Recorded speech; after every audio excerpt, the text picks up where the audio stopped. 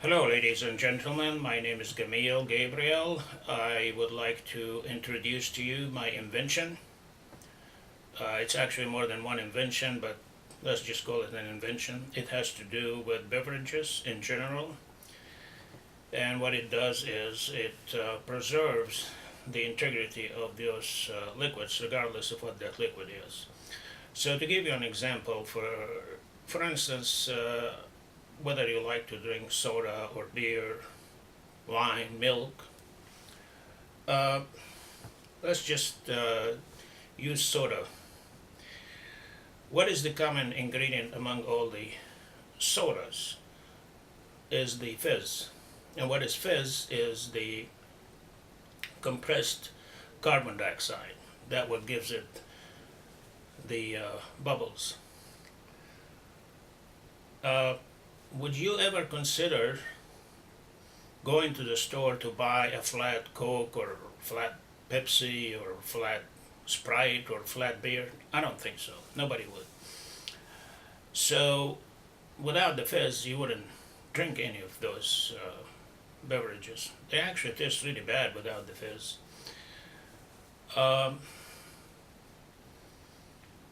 but what happened when you buy, say, a 2 liter bottle of soda and you open it?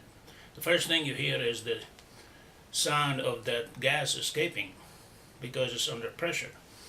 And then you take a drink and you put the lid back on and you come later and take another drink. The second drink doesn't taste anywhere near like the first one. The third one doesn't taste anywhere near like the second. And from there it's downhill. It deteriorates very fast. And the deterioration doesn't go in a linear manner, it goes in an exponential manner because with every time you take in liquid out, there is less liquid left and more room for the gas to escape, and that's why the deterioration deteriorates or accelerates in an exponential manner, not in a linear manner. So this has been going on for decades, and nobody seemed to have an answer for that. My invention, what it does is it preserves the carbonation in the soda, and it provides you with consistent level of carbonation, almost not 100% but very close, a level of carbonation from the very first drink to the very last. You go to the store and you buy a 2 liter bottle of soda without naming names, and you're lucky to get 1 good liter out of it. So you spend $2 for a liter, and my question to you is, would you be willing to spend, say, $2.50 for 2 liters? That averages to $1.25 a liter instead of $2 a liter. A good liter. I think that's a pretty good bargain, isn't it? So whenever I tell anybody about this invention, the first question that they ask me, how do you do that? I never had anybody says, why do you do that? Because it's obvious, it's a problem.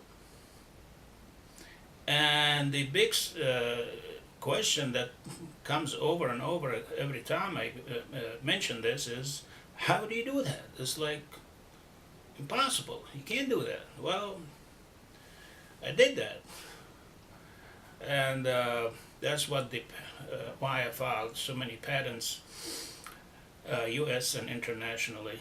By the way, I filed multiple patents, um, not just for this beverages, for multiple industries. It involves automobile and many other industries, and they all have to deal with very big problems that are global. As you might know, this soda is used by whole entire world. Not just soda, but beer and wine and milk. So